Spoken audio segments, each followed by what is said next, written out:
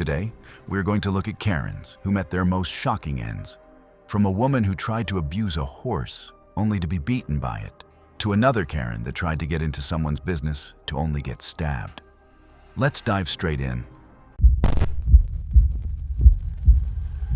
It was August 14th, 2015, in County Cork, Ireland. Light winds moved through the pastures beside the tourist riding stable. The morning looked routine, but a single guest's insistence on proving something she could not do set the stage for a fatal accident. Mara Deegan, 33, worked as a retail visual merchandiser for a home goods chain in Dublin. Years earlier, she had taken a short beginner riding course, but she often exaggerated those lessons as if they were advanced training. Friends said that riding appealed less as a genuine interest and more as a way for her to present herself as adventurous. The stable catered to tourists with limited experience. Horses were assigned by temperaments suited to varying rider skills, and equipment was fitted by staff before departure. English saddles, light and narrow, required riders to maintain proper balance, and stirrup adjustment was critical for emergency dismounts. Mara showed little patience for these steps. Staff later noted she rushed through instructions, pulling at straps herself and brushing off offers to recheck her gear. Investigators later confirmed that her stirrup leathers were set several inches too long, increasing the risk of entrapment during a fall. That morning's trail was standard, but a gusty weather advisory had been posted, noting occasional sudden wind bursts across higher ground. When told she needed the introductory horse for the warm-up loop, Mara argued loudly, insisting she could handle Bracken, a tall, energetic gelding used only for confident, balanced riders. Bystanders reported the handler repeating that Bracken reacted strongly to abrupt rein pressure. Mara ignored this, stepped onto the mounting block, and climbed on without waiting for the handler to steady the horse. During the warm-up pass, she continued pulling sharply on the reins in an attempt to force Bracken into a quicker pace. Her saddle posture leaned forward, shifting her weight over his neck instead of centered over the seat. The wind picked up again, lifting grass clippings and rustling feed bags against a nearby shed. The guides called for everyone to maintain spacing, but Mara urged Bracken ahead, closing the distance. Helmet camera footage from a rider behind her showed the moment a loose plastic feed bag blew across the path. Bracken shied hard to the left, his body tensing with a sharp sidestep. Mara, leaning forward and holding the reins too tightly, was pitched off the right side. She hit the ground, shoulder first, the impact kicking up dust. Her boot became trapped in the stirrup, a recognized hazard in falls that increases drag and torque on the leg. Staff later confirmed she had dismissed the fitting correction that would have prevented the entrapment. Bracken bolted, dragging her across compacted dirt and scattered gravel. Witnesses saw her body striking the ground repeatedly as the horse accelerated, pulling her nearly 70 yards across the lane. She collided with a wooden fence post, her torso folding sharply on impact. The post shook from the force, and she rolled once before the horse slowed. Given Mara's trajectory and the distance traveled, medical examiners later noted the combination of cranial rotation and limb torsion was consistent with a fall and drag pattern at this speed. Bracken continued forward another several steps before crashing into a low metal gate, injuring his foreleg in the process. When Bracken finally stopped near a corral gate, staff rushed in and called for help. Emergency responders arrived shortly after. Despite attempts at resuscitation, paramedics declared Mara dead at the scene due to catastrophic trauma. The coroner's report documented massive cranial injuries, atlanto-occipital dislocation at the upper spine, and extensive degloving injuries from being dragged. A veterinarian later confirmed Bracken had sustained a severe compound fracture to the right foreleg during the collision, and the injury was grave enough that he was humanely euthanized later that afternoon. The stable implemented mandatory pre-ride checks and experience verification the following month. It was September 3rd, 2016, in Manchester, England. There was a low-level tension around one house on Larchmere Road. For weeks, residents had sensed that something was building toward a confrontation. Claire Harwin, 41, worked as a data entry clerk for a local logistics company. Her colleagues said she often voiced suspicions about technology in the office. Outside work, she spent hours researching what she believed to be disruptive electromagnetic fields. Her posts in the community Facebook group ranged from long explanations of her symptoms to accusatory comments about devices other residents used. She bought EMF meters online, covered her bedroom walls with reflective insulation, and spoke frequently about wanting control over her environment. When a neighbor installed a new router, Claire documented the timing of her headaches. When another replaced old wiring, she took photos of the technician's van. By mid-2016, she had convinced herself that she was being harmed by the technology around her. The coax cables running down the sides of homes were no longer mundane infrastructure. To her, they were conduits of danger. The incident began when a new resident moved in next door and scheduled an internet installation. Claire saw the contractor's ladder from her window and assumed he was mounting a device that would direct signals into her home. Weather conditions worsened that afternoon with intermittent drizzle, leaving a thin film of moisture on the roof tiles and eaves. Despite this, Claire dragged a patio chair beneath her second-story window, climbed onto it, and pulled herself onto the roofline. The cameras across the street captured her movements clearly. She crawled along the narrow ledge, her attention locked onto a coax line running down her own exterior wall. She took a pair of kitchen shears from her jacket pocket and positioned herself to reach it. The footage shows her leaning outward, shifting more weight onto her right foot, which pressed against a section of eave coated in algae. Her shoes slid. The movement was subtle at first, a small loss of balance, but it changed her posture enough that she instinctively grabbed the gutter. The rusted brackets could not hold her weight, giving way immediately. With the support gone, her body swung outward off the ledge. She dropped approximately 22 feet, rotating slightly in the air before striking the iron fence below. Her arms and legs flailed naturally from the momentum shift.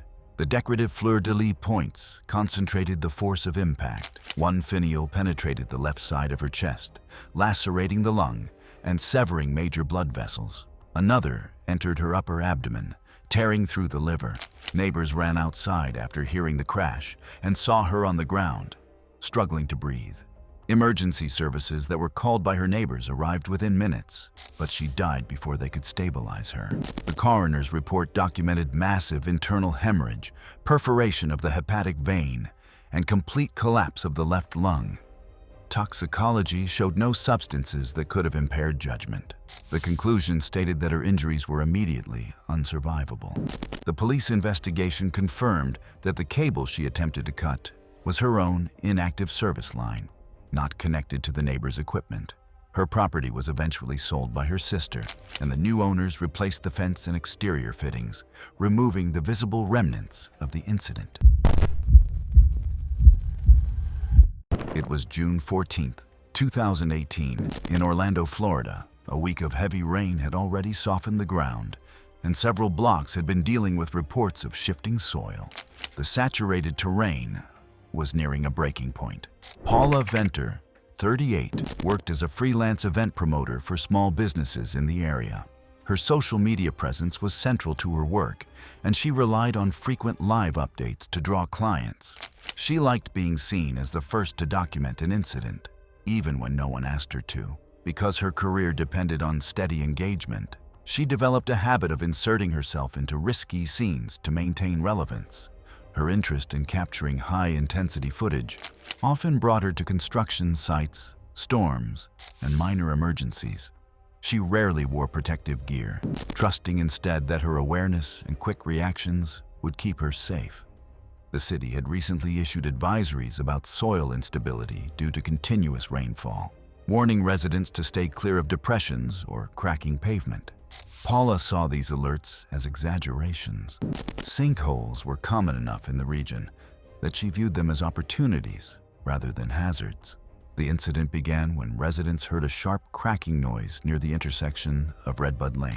The pavement had started to separate, and water seeped through new gaps in the asphalt. Several neighbors gathered at a distance while emergency services were called. City workers arrived first, placing traffic cones and stringing temporary caution tape to keep people back.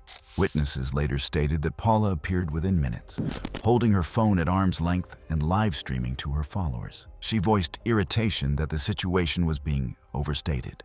She ducked under the tape, and approached the unstable rim. The footage from her live stream, corroborated by videos taken by neighbors, showed her stepping onto a section of pavement already overhanging a void and partially undermined by water erosion. She stood inches from the edge, angling her camera to capture the dark cavity forming below. The asphalt beneath her gave a hollow clatter as it shifted, but she continued positioning herself for what she described as a dramatic angle. The surface began to fracture along a crescent shape behind her, and small shards of pavement slid inward before she reacted. The slab she was standing on broke free and dropped abruptly. Her body pitched forward, and she gave a short, sharp scream as she fell. A neighbor recording from a safe distance captured the moment she struck a lower layer of loosened, saturated soil and subgrade debris. She rolled onto her side and slid deeper as the walls of the sinkhole sloughed inward. Within seconds, she was pulled into the narrowing cavity. Rescue crews arrived quickly, but faced unstable conditions that prevented immediate entry. When the collapse stabilized, responders found her several feet below the surface, wedged beneath wet, compacted soil mixed with asphalt fragments. She had sustained multiple skull fractures, broken cervical vertebrae, and had soil deep in her airway, consistent with suffocation during burial. The medical examiner stated that death resulted from a combination of blunt force trauma and asphyxia, linked to rapid soil compression. Her phone was recovered and entered into evidence with the final recorded frames. The neighborhood later pushed for stricter, permanent barriers around sinkholes, citing the incident as a preventable tragedy amplified by unnecessary risk. It was March 22, 2014, in Vancouver, British Columbia. The day looked ordinary, but inside one small apartment, a chain of petty decisions and simmering resentments was already aligning toward a self-inflicted disaster. Dina Callan, 35, worked from home as a freelance catalog editor for small online retailers.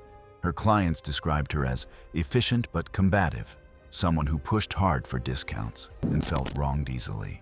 Over years of living alone and dealing with recurring money problems, she developed a pattern of gaming delivery apps for free meals. She filed complaints so frequently that several restaurants flagged her account, noting she berated drivers and claimed symptoms like nausea or headaches within hours of receiving an order. Her apartment was equipped with an indoor camera system meant for checking on her dog, but she often let it record continuously. The clean feed and timestamps later helped establish a precise sequence of the events that unfolded. The incident began after she filed another complaint against a small family-owned Thai restaurant she had already targeted multiple times. That week, the business had struggled with slow foot traffic and a recent illness among kitchen staff. The owner's nephew, who often helped with deliveries, had grown frustrated with fraudulent refund claims and insisted on bringing the replacement order himself. Rain was still falling when he left the restaurant, and several nearby shops recorded him passing in a hurry. When Dinah opened her apartment door, security footage from a storefront across the street showed her gesturing impatiently. Indoor camera timestamps revealed that she set the container on her dining table within seconds of receiving it. She ate many of her meals immediately after arrival, and this was no different.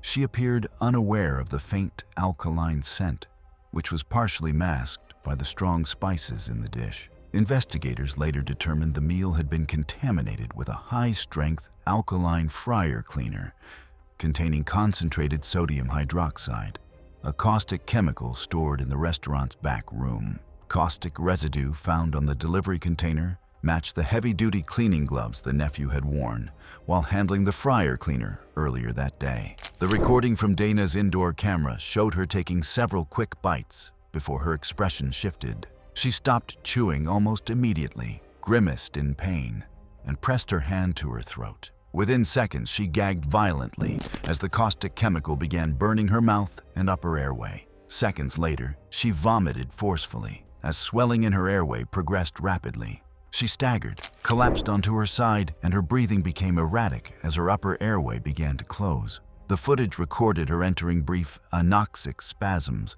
before she rolled onto her back and stopped breathing. The coroner documented extensive corrosive burns to the mouth and upper airway, severe laryngeal edema, and mucosal sloughing consistent with concentrated alkaline ingestion. Toxicology confirmed high concentrations of sodium hydroxide, consistent with caustic ingestion. Death was attributed to acute respiratory failure caused by rapid upper airway swelling and caustic injury, compounded by shock. Police traced the contamination to the restaurant's supply closet after matching residue from the meal to the bottles stored there. The delivery worker was arrested. Dina's family settled a civil claim quietly, and the restaurant closed within months under financial strain. It was June 2, 2017, in Fresno, California. In a suburban street, a city maintenance crew prepared for a routine trim of a hazardous branch near a power line. However, one resident perceived this as an intrusion, creating a fatal chain of events. Tanya Wilcox, 45, lived alone and worked as a home-based medical billing clerk. Over the years, she had filed numerous complaints against delivery drivers, landscapers, and even passing cyclists, framing their presence as threats to her peace. Her relationship with risk was paradoxical. She feared minor inconveniences, yet acted rashly when asserting control. City maintenance operations required crews to manage trees that threatened overhead lines. Bucket trucks used insulated platforms and controls protected by weatherproof casings, but operators remained vulnerable to indirect electrical exposure when water or conductive debris reached sensitive components. Modern insulated controls are designed to prevent conduction from incidental water exposure, but high-pressure streams directly into seams can create dangerous paths. Tanya had challenged these crews before, once accusing them of siphoning power from her home when they parked near her driveway. Workers were aware of prior confrontations and attempted a wider buffer that day, hoping to avoid engagement. The branch above Tanya's property line had been marked weeks earlier after a supervisor noted its weight shift and proximity to the utility feeder. As soon as the crew positioned the bucket, Tanya came out shouting, claiming the workers were removing shade that belonged to her yard. Body-worn cameras showed her pacing, phone in hand, shouting into it as she filed another 911 call. Officers, already familiar with her residence, arrived within minutes and instructed her to remain behind the tape. Instead of stepping back, she retrieved a high-pressure garden hose from the side of her house. Witnesses later said she appeared fixated on the bucket operator, muttering about corruption and unfair targeting of her property. Officers repeated warnings, reminding her to keep distance from the equipment. Tanya ignored them and advanced until she stood just outside the cordoned zone, the hose nozzle clutched tightly in one hand. As the operator raised the saw, Tanya lifted the hose and fired a concentrated stream upward. Body cam footage captured the water striking the truck's lower control panel, flooding a partially unsealed junction box. As the fault current energized the panel, the high-pressure stream created a conductive path back toward Tanya, sending current through the nozzle, into her hands, and across her chest. A sharp crack sounded as water seeped into those vulnerable seams, producing a brief flashover through metal components. Tanya's arms jerked rigid, her body locking instantly under the electrical load. The hose fell slack only when her grip failed, and she collapsed backward onto the pavement, her head striking hard enough to leave a visible smear of blood. The truck's breaker tripped within seconds, preventing further conduction. Officers approached immediately, but found no pulse. Her limbs were still partially contracted, an indication of electrothermal trauma causing muscle tetany. Paramedics called by the officers arrived within minutes, but were unable to restore cardiac activity. The maintenance crew secured the area, while police collected footage and statements from the workers and neighbors. The coroner's report documented ventricular fibrillation caused by electrical shock, full-thickness burns across both palms consistent with high-voltage contact, and a skull fracture from the fall. Body cam recordings confirmed the sequence without discrepancies. The city issued a brief statement explaining that the workers followed protocol and warning residents not to interfere with electrical maintenance operations. The damaged console was replaced later that week, and the hazardous branch was removed without further incident.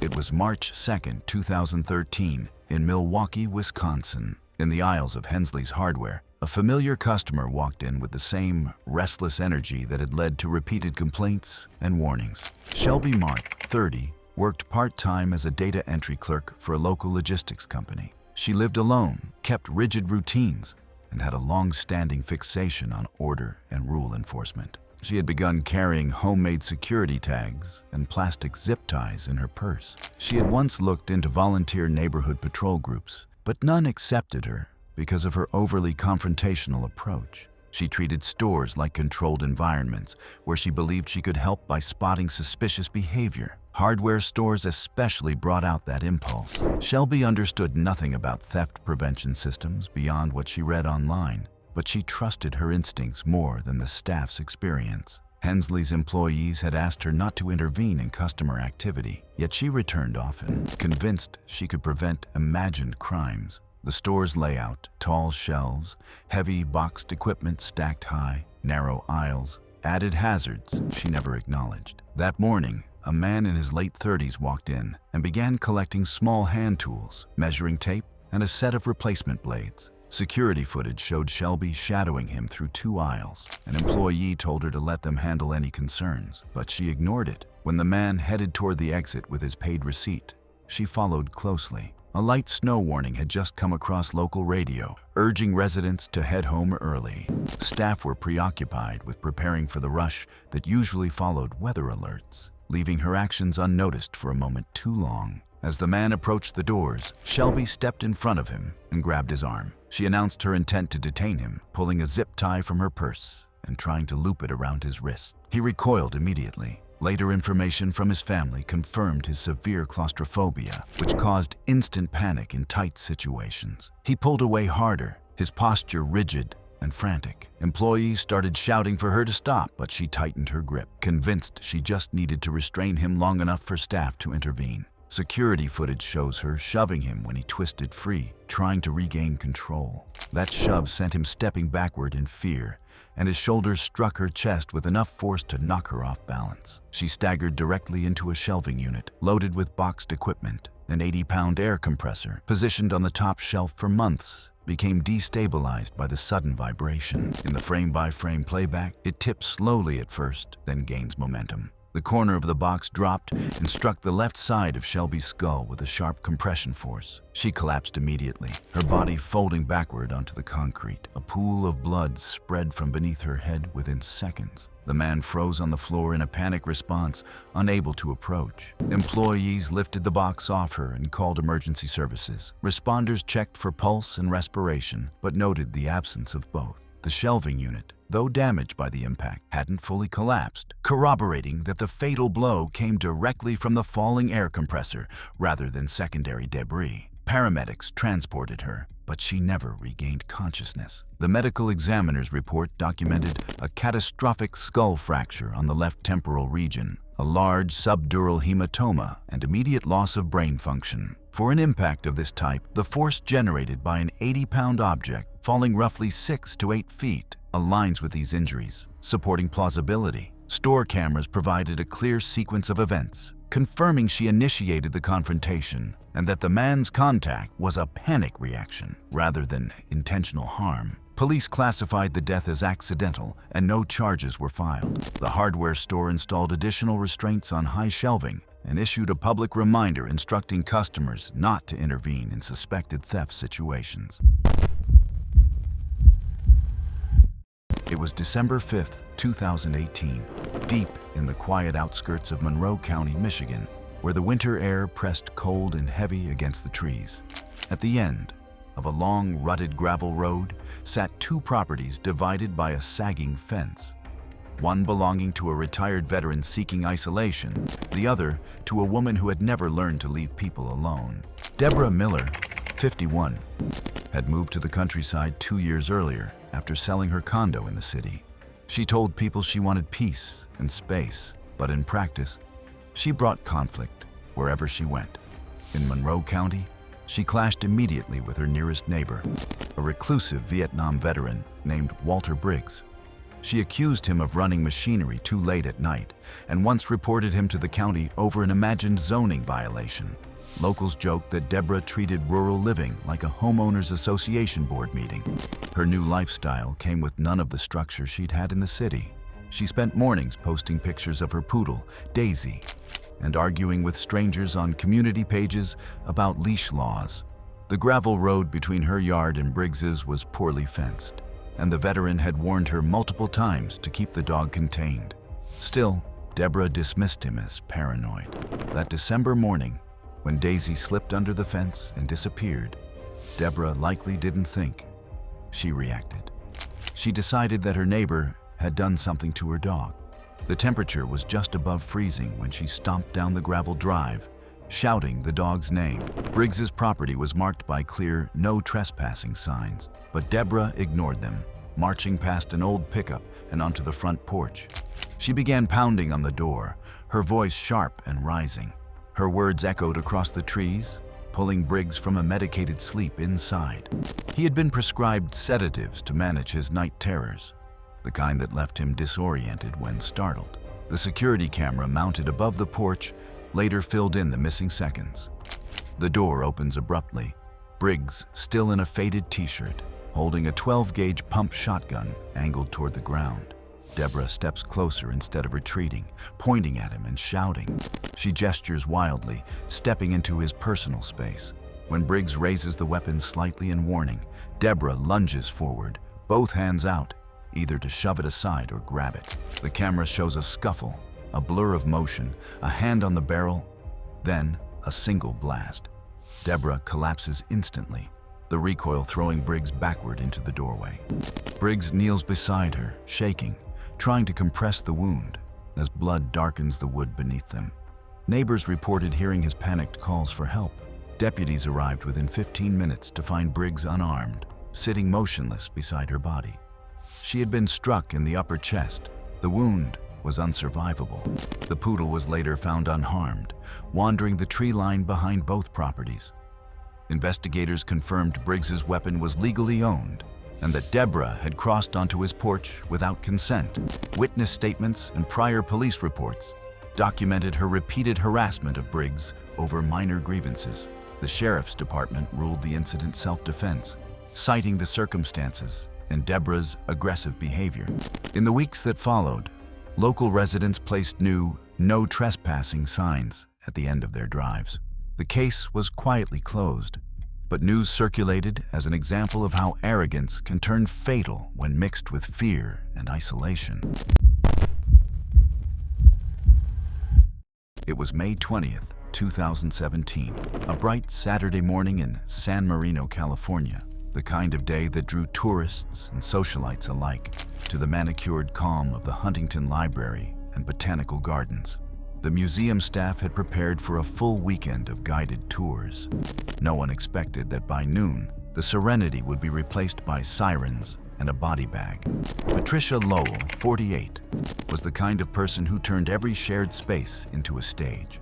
A well-dressed Pasadena socialite and habitual committee volunteer, she prided herself on bringing energy to events others called refined. She had married into money early, filling her empty hours with charity galas, interior design workshops, and a small lifestyle account that rarely reached beyond her social circle. On the morning of the 20th, she joined a friend for a docent-led tour at the Huntington's European Sculpture Gallery, a serene space lined with marbles and plaster casts on wooden plinths. The docent, a retired art historian, opened with a standard warning.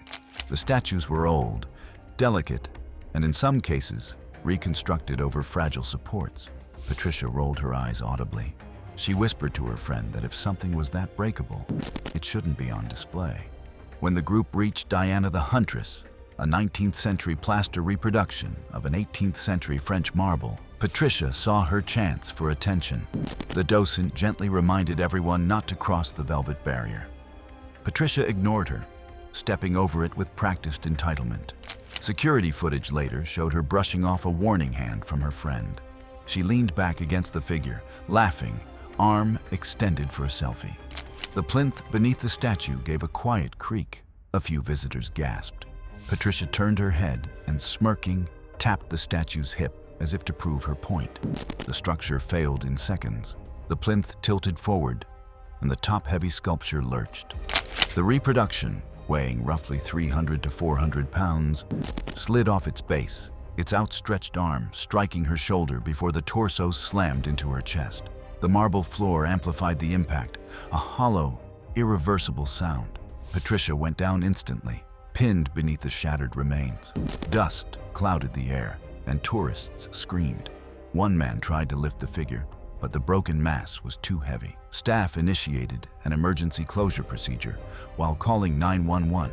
Paramedics and firefighters from the San Marino Fire Department arrived within 7 minutes, but the injury was unsurvivable. The autopsy cited massive blunt force trauma and internal hemorrhage. Museum staff closed the gallery for weeks, and the damaged sculpture was moved into storage, its fragments too ruined to restore. The Huntington issued a brief statement acknowledging the tragedy and reinforcing its safety protocols. Her family's reaction was muted and divided. Her husband, a local businessman, refused media contact, leaving flowers at the museum gate in private. Her adult children reportedly argued about whether to mention the circumstances publicly. The eventual obituary cited a sudden accident without details. It was July 4th, 2015, on Coronado Beach in San Diego, California. Families crowded the shoreline for fireworks and barbecues. To most, it was a holiday afternoon, sun, noise, and celebration. But for Darla Hennepin, it was another day to assert control. Darla, 45, had lived in Coronado her entire life, divorced, childless, and financially comfortable from her late parents' estate. She filled her days with neighborhood watch meetings and complaint calls to the city. Locals described her as high-strung and combative, particularly when she deemed her peace was disturbed. She had fought every noise permit, every parking expansion, every drone license she could file against. Her habits were predictable. Each morning she staked out the same square of sand, bordered by windbreakers and coolers that formed a defensive perimeter. She owned a folding cart labeled private property in marker. The aluminum pole she used to mount her beach shade, a 10-foot telescoping rod, technically meant for flags or boat masts, was polished from constant handling. Darla liked tools that looked official, things that signaled authority. That illusion of control would fail her the instant she turned that pole from decoration into weaponry. That afternoon, the winds intensified. A freelance photographer, hired by a local tourism board, piloted a small drone over the beach to capture crowd footage. The craft hovered nearly 60 feet up, its faint buzz lost under laughter and surf. But Darla fixated on it. To her, it represented intrusion, proof that her space had been violated again. Witnesses later said she began muttering under her breath before storming toward the man's setup near the access road. He explained his credentials and FAA permit, but Darla dismissed him, calling him a creep and voyeur. After failing to get him to stop, she returned to her car, face flushed and determined. When she came back, she carried the aluminum pole. People nearby assumed she was adjusting her shade. Instead, she walked straight toward the descending drone. The photographer yelled for her to leave it alone, but she was already mid-sprint. Sand kicked up around her bare feet as she swung the pole overhead, missing the drone entirely. The effort unbalanced her stance. As she tried again, the tip of the pole arced upward, striking an overhead 12,000-volt distribution line running above the access road. The explosion was instantaneous. A burst of white-blue light engulfed her. The sound, a sharp crack followed by a low electrical hum, froze the crowd. Witnesses said her body stiffened mid-step, arms locked around the pole. For a moment, she seemed suspended before collapsing to the sand. Several beachgoers hesitated, unsure if it was safe to touch her, before one man called emergency services and another cautiously began CPR. Paramedics arrived within minutes. Darla's hand showed deep burns where it had touched the pole, and parts of her clothing were singed. She wasn't breathing, and despite resuscitation attempts, she showed no response. She was declared dead on sight. Investigators found clear scorch marks leading from the contact point down through her sandals, the current exiting through damp sand. Electrical engineers later confirmed she'd struck a 12,000-volt distribution line, an almost certain instant death. In the days that followed, the city framed the event as a tragic accident during a crowded holiday. Safety reminders about power lines were added to beach access signs. Darla's family held a private cremation in La Jolla. Few attended. Neighbors left small flowers near the site, not from sympathy, but acknowledgement. It was January 28, 2018, at the Alpine Lodge and Spa in Aspen, Colorado. Inside the glass walls of the pool complex, only the hum of filtration pumps and the faint rippling of water broke the stillness. A 55-year-old guest, known among the staff for her relentless complaints, had finally found a moment where no one could tell her no.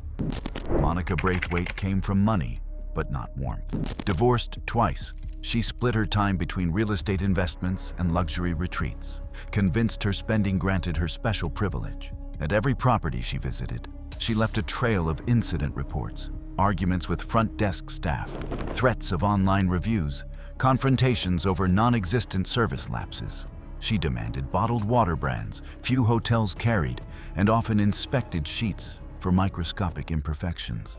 Her life revolved around control, and Aspen was supposed to be her winter refuge. The Alpine Lodge was designed for comfort at altitude. Sealed glass enclosures, automated heating, and natural gas systems calibrated for efficiency. The indoor-outdoor pool maintained a stable 82 degrees Fahrenheit through a thermostat-controlled heater in an adjacent service room. It was safe, modern, and unremarkable, unless someone tampered with it. Staff were trained never to exceed set parameters, since gas-based systems in thin mountain air could vent improperly. That restriction made sense to everyone except Monica, who saw it as defiance. That afternoon, she stormed out of the spa when told the pool was at temperature. Several witnesses overheard her muttering about lazy employees and cheap operations. The young attendant she confronted tried to remain polite, repeating that adjustments required management approval. When the general manager reinforced that policy, Monica left in icy silence, face taut with restrained fury. Security cameras later showed her returning just before midnight, wrapped in a white robe, slippers scraping against the tile. The service door was slightly ajar. Maintenance had left it unsecured after calibrating the filtration pump earlier that evening. Monica slipped through. Inside, the equipment room was humid and warm, lit by a single flickering fluorescent tube. She located the heater, an older but functional natural gas unit, and spotted the manual control valve. She twisted it with both hands, grunting as the metal resisted. When it finally gave way, she likely heard the faint roar of ignition. What she couldn't see was the small crack in the flue gasket, a fracture that allowed exhaust gases to leak directly into the closed air system. In the thin, low-oxygen air of Aspen, incomplete combustion worsened the buildup, creating a dense pocket of carbon monoxide near floor level. Over the next 15 minutes, carbon monoxide displaced breathable air. Monica reclined on a lounge chair beside the pool, satisfied with herself. Within minutes, the first symptoms, lightheadedness, confusion, would have begun. Witness reconstruction suggests she stood up, staggered toward the service door, then collapsed near the heater switch. The gas continued to build overnight. By morning, the concentration exceeded 1,800 to 2,000 parts per million. Levels fatal in under 2 minutes of exposure. At 7:42 a.m., the same attendant from the previous day discovered her lying on the tile floor. He immediately called emergency services. He reported finding a woman unresponsive near the spa pool, unsure if she was breathing. Within 5 minutes, paramedics and firefighters arrived, evacuating the building and beginning CPR. A portable gas detector went off as soon as they entered, so they put on full breathing gear and started airing out the building. Fire crews later measured dangerously high carbon monoxide levels throughout the facility before shutting down the system. The official cause: acute carbon monoxide poisoning. In the following weeks, the Braithwaite family filed a wrongful death suit alleging negligence. Investigators, however, found security footage confirming unauthorized entry. Records showed Monica had filed similar comfort complaints at 3 previous resorts. The hotel paid for a full ventilation overhaul costing more than $100,000. For a time, guests would still ask about the rumor of a woman found by the pool, but the questions dissipated over time.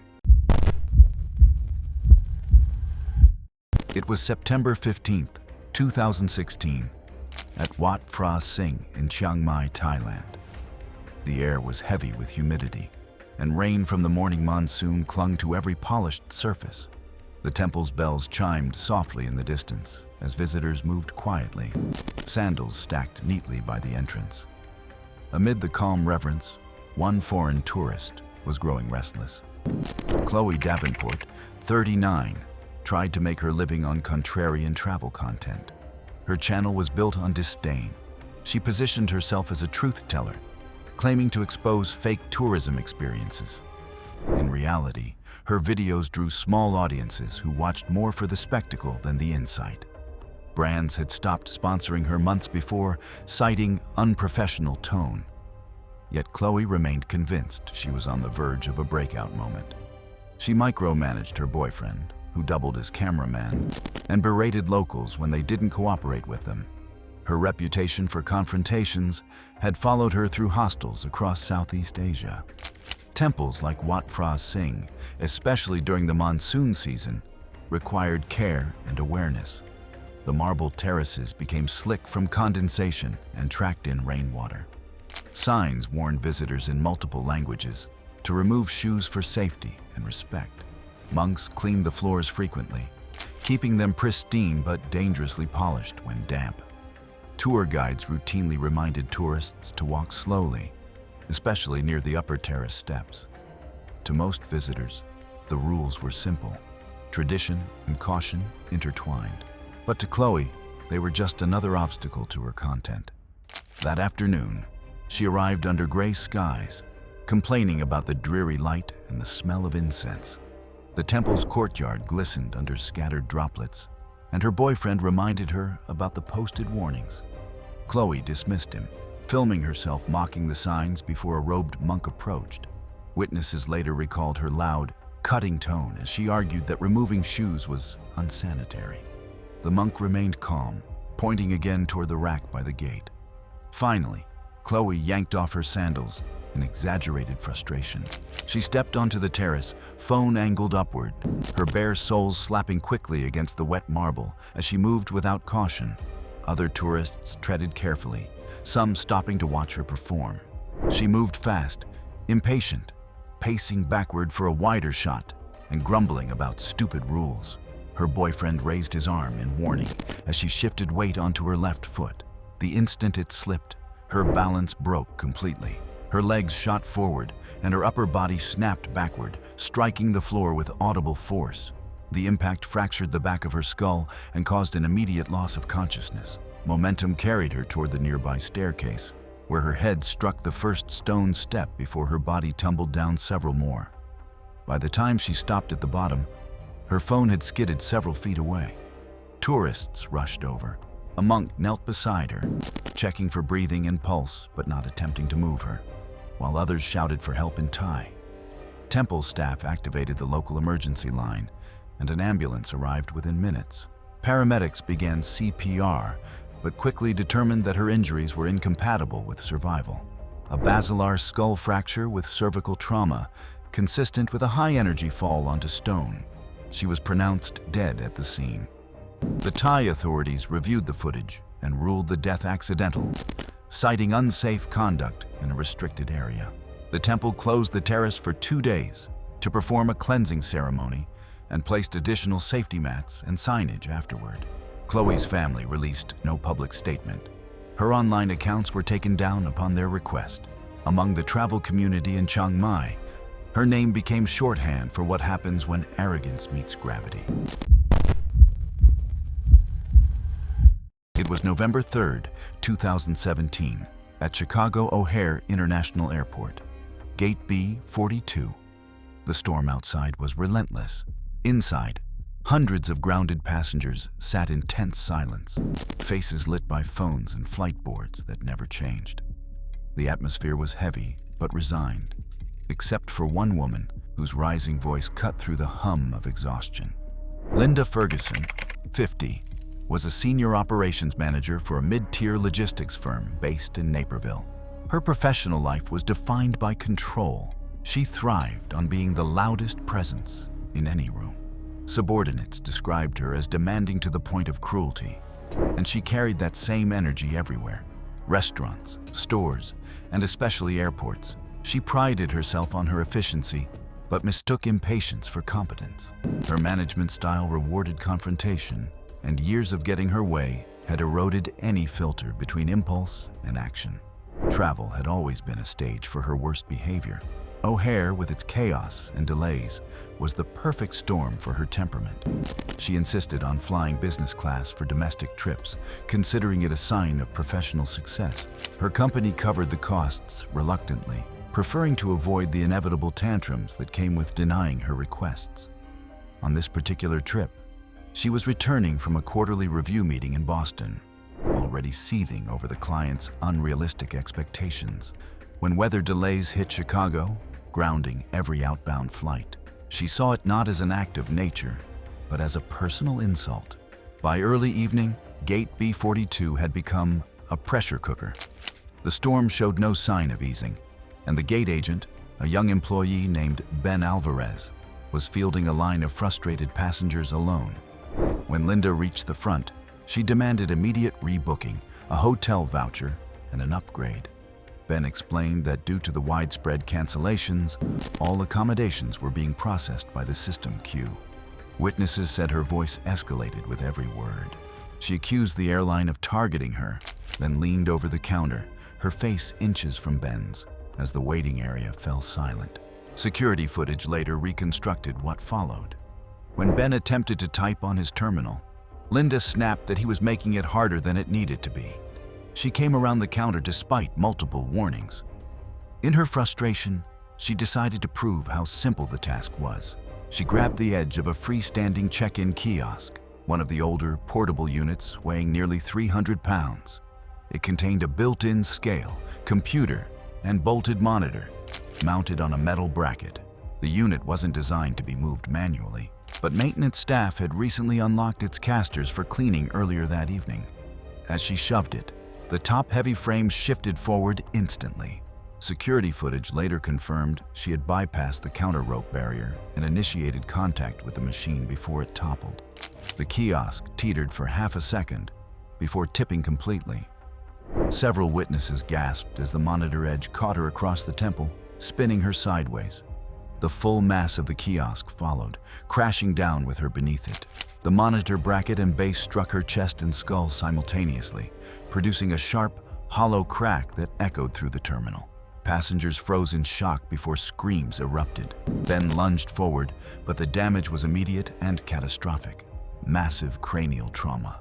No pulse. Paramedics responding to a call from the personnel arrived within minutes, finding her pinned under the twisted machine, lifeless. The medical examiner later confirmed the cause of death as blunt force trauma to the head and thorax. The force of the impact was equivalent to being struck by a small motorcycle. The airline issued a brief internal notice, citing a fatal accident involving passenger interference with gate equipment. Legal representatives reached a confidential settlement with the Ferguson family to prevent litigation. In the days after, Ben Alvarez was kept out of the terminal while investigators reviewed footage. Co-workers said he barely spoke, staying behind closed doors in the operations room until his shift ended. It was March 23, 2017, in a quiet neighborhood outside Marietta, Georgia. Inside one of the older single-story homes, small details, shut blinds, a dog barking intermittently, and a week of missed grocery runs hinted that a preventable crisis had already progressed too far to stop. Melanie Crick, 42, worked part-time as a holistic pet blogger and occasionally sold homemade supplements through small online forums. Her posts were eclectic, often mixing genuine rescue dog care with unverified claims she believed were safer alternatives to veterinary medicine. She lived alone with 4 mixed-breed rescues and carried a strong distrust of conventional vaccinations. Melanie had long-standing tensions with her neighbors. She kept to herself and openly resented their complaints, and they, in turn, found her eccentric and difficult to tolerate. But the practical side of caring for multiple rescue animals involved real risks. Rabies vaccination in Georgia was tightly regulated, and unvaccinated animals were vulnerable to infection from wildlife common in the area, such as raccoons and feral cats. Melanie understood territorial dog behavior, but had little experience recognizing neurological symptoms, which can progress rapidly and unpredictably. In early March, Baxter, a 6-year-old mix, began showing agitation, snapping at empty space and pacing erratically. Melanie interpreted the signs as a reaction to recent dietary changes and posted in online groups seeking detox methods. She ignored repeated online and in-person suggestions to seek veterinary care, falsely believing vaccines could cause long-term harm. Those who tried to intervene later said she rejected any criticism outright, treating warnings as personal attacks rather than legitimate concerns. Neighbors later recalled seeing her restraining Baxter during walks as he jerked his head sharply and produced thick saliva strings, behaviors they had not seen before. By March 14th, Baxter exhibited classic neurological distress, difficulty swallowing, stiff posture, and sudden, unprovoked lunges. That evening, while a storm approached, Melanie tried to comfort him in the hallway despite his rigid stance and throat spasms, evident from a social media post she made with a picture of them. Investigators later reconstructed the attack from blood patterns and injury locations. Neighbors across the street heard a sharp scream, followed by repeated impacts inside the house. Melanie had likely crouched to pet Baxter when he lunged. Bite marks on both arms indicated he clamped down with full force, and tearing injuries on her left forearm showed he shook his head violently while she attempted to pull away. Blood spatter along the hall walls formed curved streaks, consistent with her retreating backward as he struck again. Forensic analysis confirmed the trajectory and intensity of bites, consistent with a rabid canine in the terminal stage. Baxter died later that night in the living room, likely from late-stage neurological collapse, after Melanie confined him in a small storage room. Over the next week, Melanie developed hydrophobia, agitation, difficulty sleeping, and intermittent throat spasms. She posted online that stress and lack of rest were causing the symptoms. The incubation period for human rabies, in her case, was unusually short, likely due to multiple bites to the forearms combined with virus load from saliva exposure. On March 23rd, a severe spasm caused her to collapse in the kitchen. A day later, a neighbor, noticing her back door partially open and the dogs barking continuously, called building security, who forced entry and alerted emergency services. Paramedics arrived within 8 minutes and found her unresponsive, with foamy saliva and ongoing laryngeal spasms. Her posture and frothing were consistent with terminal rabies encephalitis. She was pronounced dead at the scene. Post-mortem examination confirmed furious rabies. Brainstem samples contained Negri bodies, and severe encephalitis was present. Untreated bite wounds showed localized infection and bruising from the initial assault. Secondary aspiration pneumonia aligned with the seizure activity that occurred before collapse. Her remaining dogs were quarantined according to state protocols. 3 tested positive and were euthanized, while 1 tested negative and was eventually rehomed through a regional rescue organization. All online accounts and posts were removed by family members to prevent further misinformation after the investigation concluded. It was June 9th, 2014. The morning tide along a restricted stretch of Malibu's coastline moved in slow, uneven pulses, and the wind carried a faint hum from the research facility positioned above the sand. Nothing seemed urgent, yet the posted warnings about unstable surf and fast-moving rip channels suggested a risk that didn't match the calm appearance. Jenna Mallory, 33, worked as a retail floor supervisor who supplemented her income with a small lifestyle blog. She curated images that suggested luxury she didn't actually have, often restaging moments until they appeared effortless. Friends described her as organized but prone to chasing shots that looked spontaneous on camera. Sponsorship offers came from minor clothing boutiques that preferred photos in visually striking locations, which pushed her toward places that seemed exclusive or dramatic. She understood how tides affected reflections on wet sand and how early light could create a clean gradient behind her. She carried only a compact tripod and remote shutter, avoiding heavier gear that might slow her down or draw attention.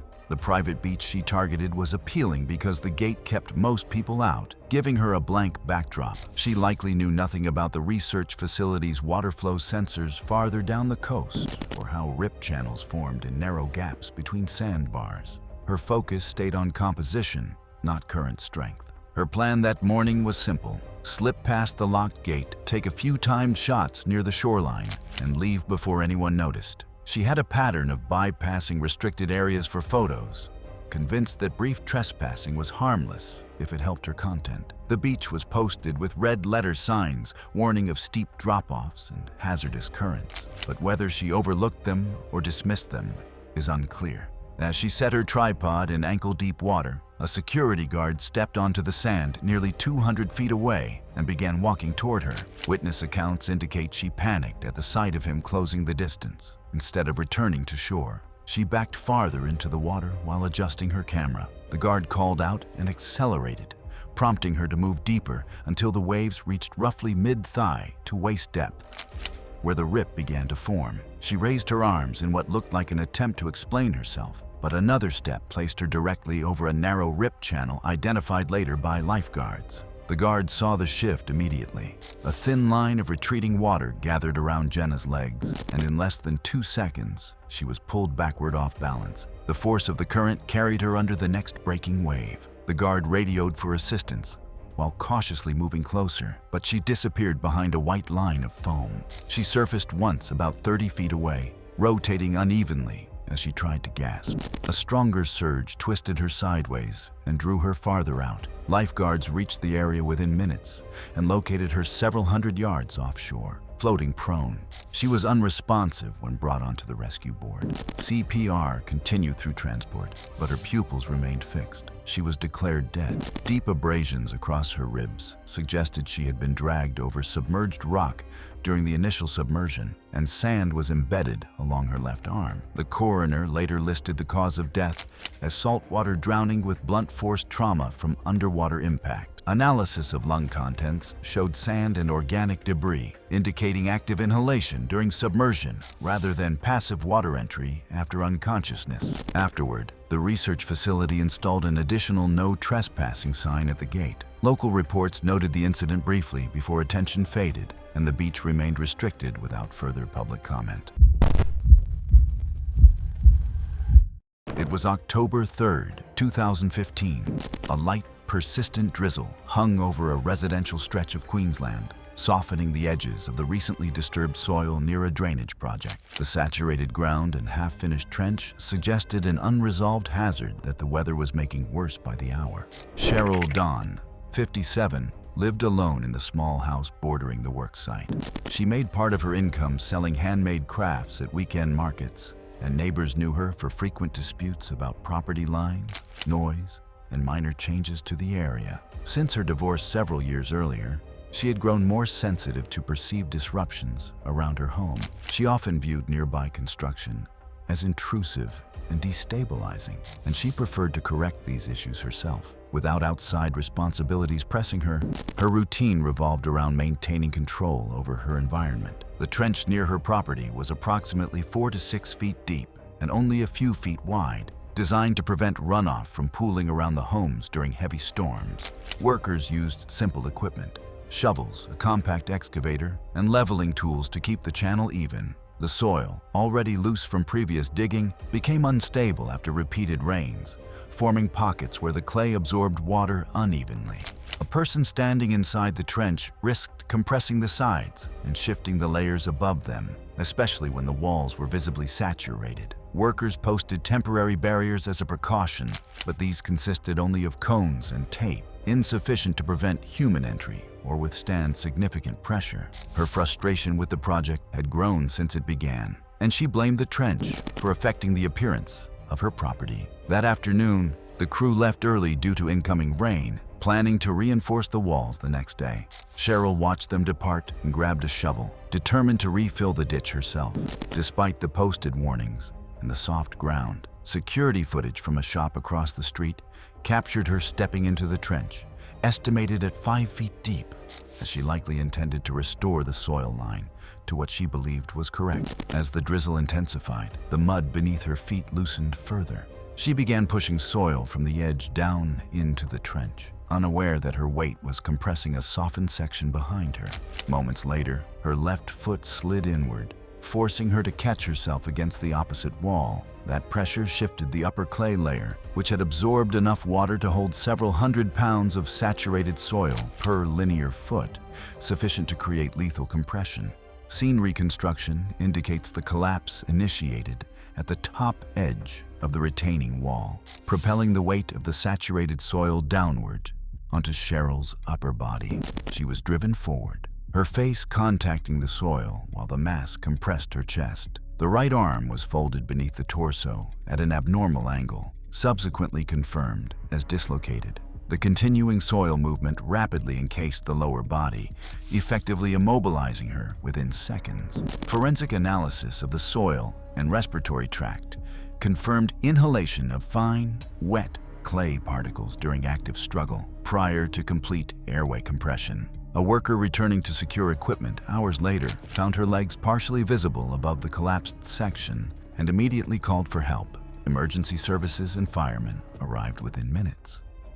Excavation to free her took approximately 5 to 10 minutes due to trench instability and depth, and by the time of the recovery, they identified no signs of circulation. The coroner determined the cause of death to be traumatic asphyxia from soil compression, with secondary fractures of the clavicle and ribs caused by collapse pressure. Estimated time to death was likely between 1 and 2 minutes due to full chest compression at this depth. Her estranged sister arranged a brief funeral service. Local authorities completed the project the following week without public statements. It was August 22nd, 2013. The town library in central Ohio was quiet in the late afternoon. Nothing appeared urgent or unsafe, yet the open spaces and mobile equipment created conditions where a single misjudgment could escalate faster than anyone anticipated. Linda Halver, 50, had built a modest identity around her local access TV ranch show, where she aired grievances about community issues. A former Parent-Teacher Association president, she was known for assertive speeches and a tendency to amplify minor problems. Her show had fewer than 300 viewers, but she treated each segment as a performance requiring strong visuals. Local access equipment was basic: a compact camcorder, a tripod with worn hinges, and portable lights she rarely used. Shooting inside public buildings required working around furniture and reflective surfaces, which made stable camera placement difficult. The library's rolling ladder, used for reaching top shelves, was designed to stay anchored under body weight, but it could still move if the user shifted too far from center. The library's smooth floor increased that risk. She chose the library that day to record a segment on rising late fees. Staff asked her to stay in designated areas, but she ignored the guidance, insisting she needed creative freedom. A teen volunteer noticed her setting up and quietly recorded her from a distance, providing investigators with clear footage. Moments later, Linda spotted the rolling ladder and decided elevated height would make her delivery more authoritative, despite posted rules restricting patron use. She climbed to the third step, holding her binder upright like a podium. The ladder was already angled slightly off-center, and her movements introduced small shifts. She gestured wide, leaning back as she grew more animated, unaware of the wheels sliding several inches backward under uneven pressure. The teen volunteer later stated that the ladder's base rolled noticeably before Linda noticed anything. As she leaned again, the wheels slipped across the polished surface. The ladder rolled farther back, removing her support. Linda's center of gravity shifted behind the platform, and she fell from roughly 7 feet, rotating sideways. Witnesses heard a single crack when the back right side of her skull struck the corner of a wooden study carrel. She collapsed without bracing, producing almost immediate neurological incapacitation. Blood began flowing rapidly from the long scalp laceration. and her limbs showed brief, agonal movements consistent with severe brainstem injury. A librarian called emergency services, and paramedics arrived within 6 minutes. They found her unresponsive with fixed pupils, shallow sporadic gasps, and a depressed cranial deformity. Paramedics confirmed extensive cranial trauma and initiated assessment per protocol. Death was pronounced on scene. The coroner concluded she sustained a basilar skull fracture extending into the temporal bone with a massive subdural hematoma and brainstem contusion. Neurological incapacitation was effectively immediate. Library staff later removed the study carrel involved, replacing it with cushioned seating to reduce similar hazards. They also inspected other ladders in the library for potential instability. Her family cleared her home studio and donated her camcorder to the library's media section. It was March 19, 2018. A steady drizzle hung over Portland. Inside the narrow hallways, the air smelled faintly of dust and old carpet glue. The building's cramped units and poor ventilation created conditions where a small error with chemicals could escalate before anyone understood what was happening. Tessa Ryland, 29, managed a small DIY craft account with a modest following. She balanced part-time retail shifts with online posting, often turning her cluttered studio apartment into a workspace for late-night projects. Her style leaned toward emotional improvisation, which sometimes resonated with viewers, but also attracted criticism. A harsh comment accusing her of ruining crafting pushed her to attempt something more dramatic to regain attention. The materials she bought were designed for auto body repair, a thick, heat-curing adhesive, and a powdered accelerator that reduced bonding time by triggering a rapid exothermic reaction. Used correctly with ventilation and gloves, the mixture hardened metal in minutes. Used improperly in confined spaces, it produced extreme heat, localized fire risk, and toxic fumes. Her single window and cluttered studio left minimal air circulation and little room to manage spills safely. She mentioned to a friend that she was planning to create a glitter effect by mixing the adhesive with craft materials in a plastic bucket. The idea sounded simple, but required precision she lacked. Evidence indicated that the bucket was old, warped slightly from prior projects, and set on the floor beside stacks of cardboard, synthetic fabrics, and other flammable craft supplies. The risk increased when she ignored the printed warning on the accelerator, indicating it should never contact skin or large adhesive spills, and that ventilation was required. Footage from the hallway camera showed her carrying the containers inside hours earlier, balancing them under one arm while scrolling through her phone.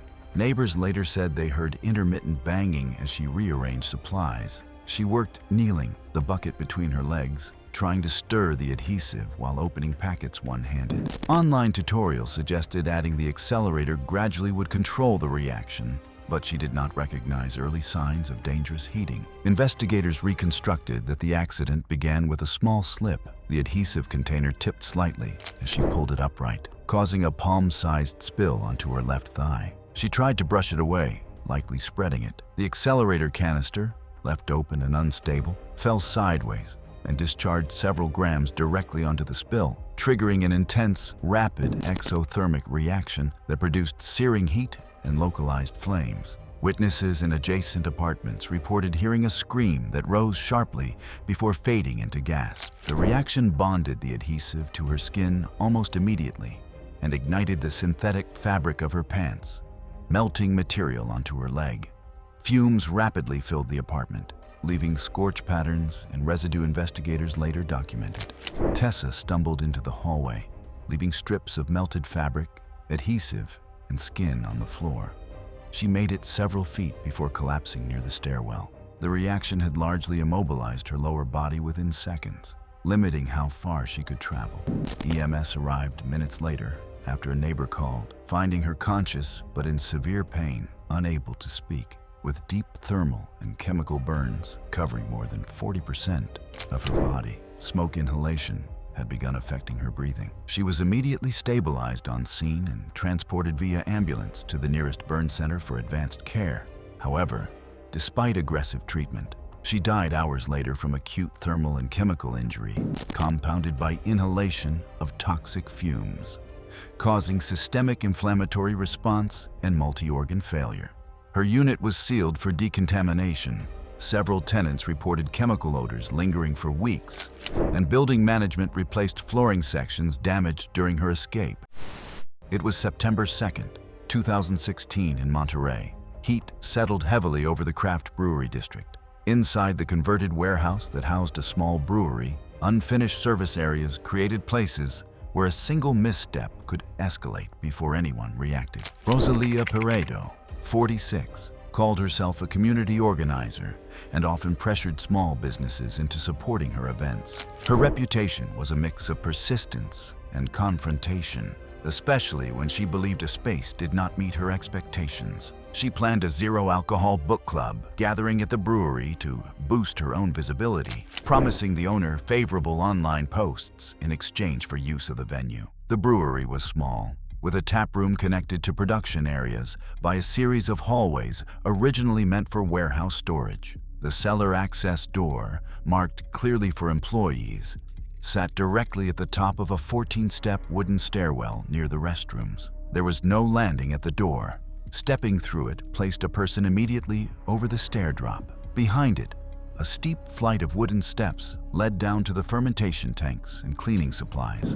The stairs were functional but unforgiving, with a metal pipe running along the ceiling just partway down. Staff relied on internal training to navigate the area safely and kept the door closed to prevent visitors from entering by accident. When Rosalia arrived and saw patrons drinking regular beer, witnesses reported she became agitated, insisting the environment violated the purpose of her event. She announced she would speak with the owner directly. The owner was in the back adjusting inventory, and staff attempted to redirect her, but she ignored them and walked down the hallway. The employees only sign was large and centered, yet she pushed the door open without hesitation. A bartender saw her momentum carrying her forward and tried to reach her, but was several steps behind, too far to stop her in time. The incident unfolded in seconds. Security footage showed the doors swinging wide under the force of her push, pulling her momentum forward. Expecting level ground beyond the doorway, she stepped with confidence and immediately met empty space above the stairwell.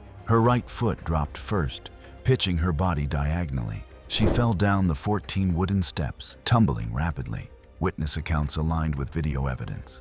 A loud impact sounded halfway down as the front of her forehead struck the exposed metal pipe running along the ceiling, causing a deep laceration and forcing her head to rotate sharply. She continued rolling, striking multiple stair edges before hitting the concrete floor at the bottom. When bartenders reached her, she was on her side with her neck twisted at an abnormal angle. Blood from her forehead and nose pooled beneath her, and she made shallow, irregular gasps that slowed quickly. Staff called emergency services within seconds, and paramedics transported her to the hospital. During transport, she remained unresponsive, showing no purposeful movement and pupils fixed in mid-dilated state. She died shortly after arrival. The coroner documented an atlanto-occipital dislocation, skull base fractures, and massive intracranial hemorrhage. Bruising and abrasions along her limbs and torso corresponded precisely to the stair edges and pipe impact locations, confirming the sequence of collisions. The angle of head impact and rotation aligned with the physics of the stair fall. The brewery installed a locking mechanism on the cellar door and updated its visitor area boundaries. Staff also added a short barrier beyond the door to create a small landing, preventing direct step-offs in the future. The book club dissolved after her death, with members citing discomfort and uncertainty about continuing the group. It was July 14, 2016, in London, England. The sun set behind dense clouds that mirrored the rust and decay of the Blackwall overpass. Few pedestrians ventured there, and those who did kept to the safe edges. One woman, however, treated the bridge less like a hazard and more like a stage. Clara Benson, 37, worked part-time as a social worker, known in her East London neighborhood for outspoken campaigns against graffiti and vandalism. She had 2 children and often posted updates about local community issues on social media, combining advocacy with shared posts. Friends described her as persistent, sometimes reckless, believing her presence alone could stop wrongdoers. Clara had a fascination with documenting confrontations, carrying her smartphone everywhere, often live streaming minor arguments to her small following. She also had a habit of ignoring physical warnings, cracked railings marked with "Do Not Enter" signs, believing she could navigate any environment with care. Her relationship with risk was inconsistent. She carried safety gear for work, wore practical shoes, yet often allowed anger or excitement to override caution. That night, Clara wore a sleeveless blouse and sandals, holding her phone in one hand while gesturing with the other. The bridge's temporary maintenance walkway, installed over steel beams, was clearly marked as closed to pedestrians and showed signs of rot and water damage. She had never crossed this section before, but the urge to confront vandals and record it outweighed reason. Clara had noticed two teenagers tagging graffiti along the walkway near the central span. She called out to them and began filming, her phone recording the interaction. The teens laughed and moved further along the walkway, stepping around rusted steel patches. Clara followed closely, stepping over a rusted barrier, gesturing and shouting.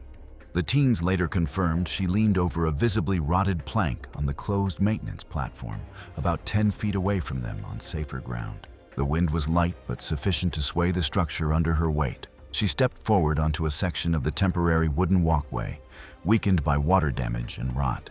One of the teenagers froze, watching. The plank cracked audibly, the wooden panel bent under her weight, and she screamed as it gave way entirely. Clara plunged approximately 15 feet onto exposed steel beams below the maintenance walkway. The sound of metal striking metal echoed across the bridge, amplified by surrounding concrete. Bystanders ran to the edge, shouting and gesturing for her to stay still while they called for help. The teenagers froze for several seconds, then moved back to safer ground while bystanders alerted emergency services. Emergency services arrived within 6 minutes, with firefighters deploying ladders and harnesses to access the collapsed walkway. While medical responders prepared for extraction, paramedics attempted resuscitation, but massive blunt force trauma to her torso and lower limbs made survival impossible. She was pronounced dead at the scene.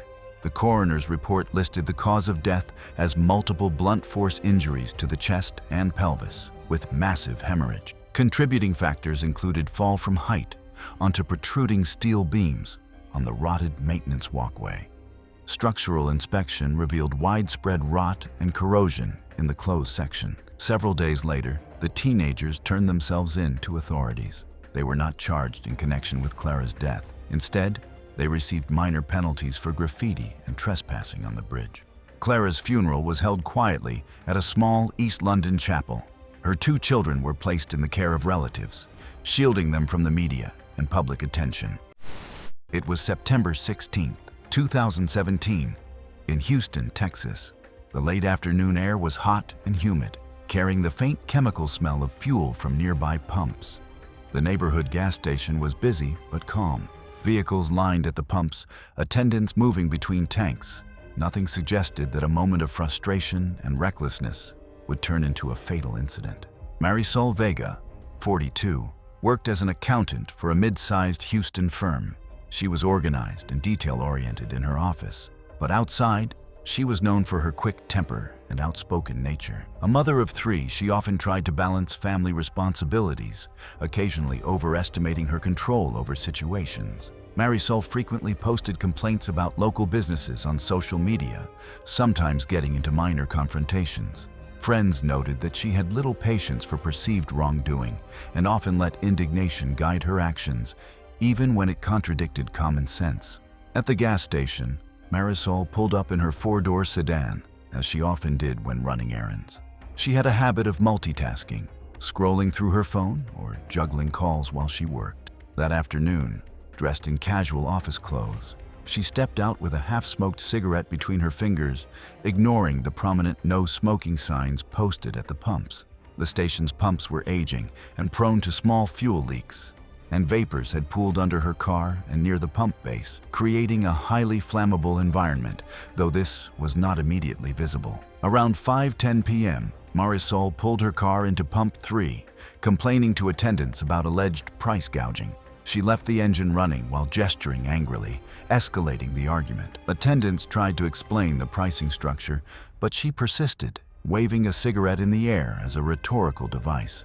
Wind conditions were light, and unaware that gasoline vapors had still accumulated beneath her vehicle, she brought the cigarette close to the fumes. Witnesses reported that the moment she flicked the cigarette, a brief flash fire erupted, igniting the concentrated vapors around the base of the pump and under her car. Flames surged rapidly, scorching her and the immediate area.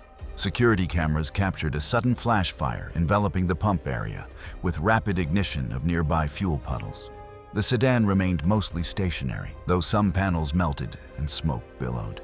Attendants and motorists scrambled, shouting, some attempting to throw extinguishers over the fire, but the intensity was immediate. Marisol suffered severe third-degree burns across her torso, arms, and legs. Smoke inhalation caused respiratory distress. The sedan's doors and nearby pavement caught fire from pooled fuel, and smoke made rescue difficult. All attendants could do was phone for emergency help. Paramedics arrived within 5 minutes, but noted that the combination of burns and inhalation of toxic gases rendered survival unlikely. She was pronounced dead en route to the hospital. Investigators confirmed that the cigarette had ignited concentrated gasoline vapors that had pooled beneath the vehicle, reaching flammable concentrations in a confined area near the pump nozzle. The coroner's report listed the cause of death as third-degree thermal burns and inhalation of toxic combustion gases, with minor blunt trauma from the surrounding environment. The fire department contained the blaze, and the station was closed for 2 weeks for inspection and safety retrofitting. Marisol's 3 children were staying with their grandmother when the accident occurred. The family held a small private funeral 3 days later. Their grandmother later said the hardest part was explaining to the children that their mother's impatience and disregard for safety had led to her death. It was February 3rd, 2018, in Calgary, Alberta.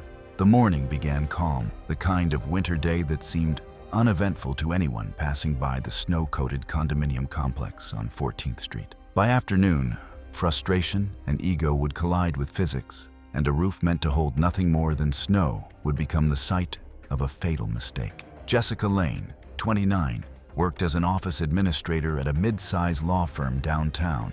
Known by her co-workers for her precision and short temper, she disliked being dismissed or corrected, especially in public. At home, she'd earned a reputation among tenants and building staff as the one who files complaints. Her grievances weren't always baseless. Maintenance delays were common, but her delivery often escalated tension. She had recently started documenting what she saw as negligence, posting short clips online with captions about accountability and safety. She framed herself as a watchdog for residents, though her methods often bordered on reckless self-assertion. Jessica was aware that the building's roof, built in the 1980s, wasn't designed for foot traffic, especially after heavy snow. The structure used wooden trusses reinforced by steel connectors, which could weaken when saturated with meltwater. Residents were told never to access it without authorization. Still, after seeing maintenance staff shovel portions earlier in the week, Jessica convinced herself it couldn't be that dangerous. Her stubbornness, mixed with a desire for validation online, blurred her judgment. That Saturday afternoon, she argued with the maintenance supervisor over an unresolved drainage issue that had caused leaks in the top-floor hallway. Frustrated by his deflection, she decided to prove how poorly maintained the roof really was. She retrieved her DSLR camera and declared to a small group of tenants that she would document the roof's current unsafe condition. The supervisor followed her to the back stairwell, warning her not to go up. She ignored him, citing her right as a resident. The roof was coated with compacted snow about 8 inches thick, concealing soft spots where moisture had warped the plywood sheathing. Her boots compressed the snow, masking subtle dips where the trusses had rotted. Wind gusts swept across the surface, pushing loose snow into ridges that obscured cracks beneath. Several neighbors leaned from their balconies, curious of what they thought would be another outburst. Jessica moved toward the middle section, where water drainage was worst. She crouched, balancing on her toes, and began taking photos. When the supervisor below shouted at her to back away, she waved him off and leaned farther forward, positioning her camera toward a patch of uneven snow. Witnesses reported hearing a muffled, sharp crack, the roof sheathing, and a truss cord fractured under her weight. She plunged through the plywood, attic framing, and insulation, falling into the concrete stairwell below. The impact was catastrophic, The 12-foot fall ended with Jessica striking the stairwell's edge and lower platform, sustaining severe head and chest injuries. Neighbors rushed inside after hearing the crash and found her semi-conscious amid broken wood and drifting snow from the ruptured ceiling. Paramedics, called by the supervisor, arrived within minutes, stabilizing her before rushing her to a nearby Calgary trauma hospital. She remained alive during transport and in the ER for a brief period before succumbing to internal bleeding and trauma to the lungs. The coroner's report cited blunt cranial trauma with multiple thoracic fractures leading to internal hemorrhage as the cause of death. Structural engineers later confirmed extensive internal rot in multiple roof trusses, worsened by repeated freeze-thaw cycles. Even a static load from standing was sufficient to cause failure. The breach measured 4 feet wide, consistent with eyewitness accounts and debris scatter in the stairwell. The condominium board issued an immediate notice restricting roof access and began full structural repairs. Jessica's online posts were deleted at her family's request, and the roof was retrofitted with reinforced decking and new warning signage before reopening 3 weeks later. It was May 14, 2015, in downtown Chicago, Illinois. The morning air in the Loop was humid and tense, the kind that clings to everything and amplifies irritation. Inside the 30-story Marston Legal Center, a small mechanical fault had turned into a morning ritual, an elevator that froze between floors, testing everyone's patience. Naomi Foster, 45, had been a paralegal at a local firm for nearly 2 decades. She was meticulous, exacting, and known for her temper when systems failed. Her colleagues described her as efficient but brittle, the kind who thrived under pressure but could not tolerate delay. Divorced, with no children, her life revolved around work, precision, and control. She often stayed late to organize case files and prided herself on being indispensable. The small frustrations, slow printers, outdated computers, malfunctioning elevators were her enemies, reminders that the world didn't always move at her speed. The elevators in the building were older traction elevators installed in the late 1990s. They had a history of intermittent electrical faults, often stalling between floors or failing to close properly. Maintenance had been deferred for weeks due to cost disputes between building management and tenants. Signs had been posted advising occupants to use alternate elevators when malfunctions occurred. Still, Naomi insisted on using her usual one. She claimed she knew how to coax it back. To her, it was another problem to dominate. That morning, at 8:46 a.m., Naomi entered the south elevator on the lobby level with 2 co-workers. It jolted between the 3rd and 4th floors and came to a stop, leaving a slight door gap of approximately 2 to 3 inches. The lights flickered. A dull mechanical hum pulsed through the walls, while others waited calmly for assistance. Naomi pressed the emergency intercom and began berating building staff. Maintenance instructed them to stay still, explaining that power cycling would resume movement within minutes. She scoffed, muttering that she was not waiting another 10 minutes for incompetent idiots. Ignoring warnings, Naomi leaned over the partially open doors and extended her left hand into the narrow gap to inspect the car's edge. She used a metal pen to gently probe the seam, attempting what she called a sensor reset. Because both the interlock and the door zone sensor were malfunctioning due to deferred maintenance, a system reboot triggered unexpectedly. Witnesses reported a grinding noise, followed by a sudden downward jerk. The elevator car moved while her hand was inside the doorway, crushing it against the outer frame in a manner consistent with partial avulsion rather than a clean sever. The impact damaged the humerus, tore muscle and artery, and blood poured rapidly, pooling along the floor and doors. She screamed once, before collapsing backward, her colleagues pulling her clear. They immediately called the receptionist to summon emergency services. Footage from the security camera showed the floor slick with blood within seconds. Naomi was briefly semi-conscious, her breathing rapid and shallow.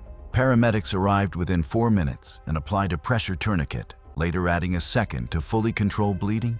Her blood pressure dropped en route to Northwestern Memorial. She went into cardiac arrest 12 minutes after arrival. Despite transfusions, she was pronounced dead at 9:31 a.m. The coroner listed the cause of death as traumatic crush and partial avulsion of the left arm, with severe vascular damage and blood loss, ruling it accidental due to hemorrhagic shock. The official accident investigation concluded that the elevator's safety relay had reset automatically after a short circuit, and the door, interlock, and door zone sensor had failed, allowing motion with the partially open door. Building management was cited for inadequate maintenance and lack of mechanical lockouts during malfunctions. In the aftermath, Naomi's co-workers were left with conflicted feelings. While some mourned her death, many quietly resented her, recalling her frequent outbursts, disregard for warnings, and tendency to escalate minor malfunctions. The firm issued a brief internal memo acknowledging her passing, but no public statement was made, and her desk was cleared with minimal fanfare. It was August 12, 2016, in central Dublin, Ireland. Inside a small downtown bistro, a routine dinner was about to turn fatal through a sequence of ordinary decisions amplified by momentary impatience. Fiona O'Connor, 34, worked as a freelance marketing consultant specializing in small business campaigns. She had built a reputation for being direct and uncompromising, traits that made her successful in negotiations but occasionally confrontational in social situations. Her schedule was demanding. Clients, such as local tech startups and boutique hotels, required rapid responses, and Fiona often juggled multiple projects while maintaining an active social life. Her work frequently involved documenting interactions, whether for case studies, client reports, or personal reference. Fiona carried a high-end smartphone capable of high-resolution photography and video, often using it to capture details she considered relevant for her campaigns. She was meticulous about maintaining evidence of service quality, believing that real-time visual records could prevent disputes or validate complaints. That evening, Fiona dined at a popular downtown bistro, expecting a routine meal. When her order arrived incorrectly, her frustration escalated. Waitstaff tried to correct the mistake, but Fiona's insistence on capturing the moment for documentation led her to step beyond normal boundaries. She moved a chair closer to the counter, intending to film the interaction from a better angle. The floor had been recently mopped and remained slick, a minor hazard overlooked amid the low lighting and busy dinner service. Despite subtle reminders from staff, Fiona ignored the risk, convinced her stance was necessary to achieve the documentation she sought. The bistro was moderately busy. Patrons glanced up from their tables, some uneasy at the escalating argument. Fiona shifted her weight onto the chair, phone in hand, angling it toward the counter. The chair slid forward on the wet tile, tipping as she leaned, and her head snapped into the sharp, stainless steel corner edge of the counter. Immediate chaos followed. The chair clattered across the floor, and bystanders rushed to her side. She was unconscious, bleeding heavily from a scalp laceration, which was distinct from her internal injuries. With blood pooling around the impact site, staff applied pressure to the wound and stabilized her head and neck while calling emergency services. Paramedics arrived within minutes, quickly assessing the severity of her injuries. Fiona's cranial trauma was extensive. The force of the forward impact against the stainless steel edge had caused a basilar skull fracture, producing a rapid subdural hematoma and severe brain swelling. She remained unresponsive during transport. Hospital staff initiated emergency intervention, but the combination of intracranial hemorrhage and swelling was unsurvivable. The coroner later confirmed that the scalp laceration was separate from the fatal internal injury, listing blunt force trauma to the head as the cause of death. The incident prompted immediate safety measures within the bistro. Anti-slip mats were installed near service areas, and additional signage warned of wet floors. Staff underwent refresher training for handling public confrontations with safety in mind. Fiona's professional circle noted the tragic loss, but co-workers privately questioned her impulsiveness and judgment under stress, reflecting unease about the risks she routinely took in pursuit of documentation. It was March 17, 2018. In the Eixample district of Barcelona, Spain. The afternoon streets were lively, but congested, a mixture of pedestrians, scooters, and tourist foot traffic.